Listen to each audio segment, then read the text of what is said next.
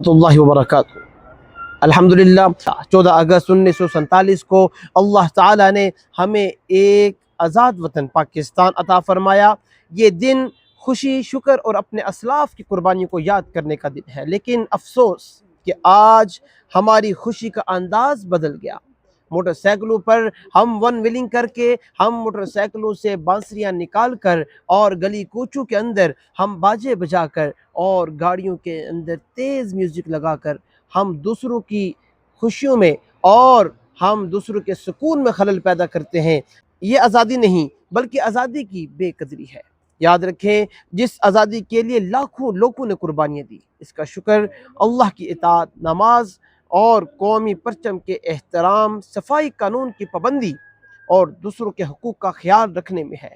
آئیں اس 14 اگست کو عہد کریں کہ ہم ایسا جشن منائیں گے کہ جس پر اللہ بھی راضی ہو، ہمارے والدین بھی راضی ہوں، اہل محلہ بھی راضی ہوں اور ہمارا پاکستان بھی ہم پر فخر کرے۔ اللہ تعالی ہمارے وطن عزیز پاکستان کو ہمیشہ سلامت رکھے۔ پاکستان زندہ باد۔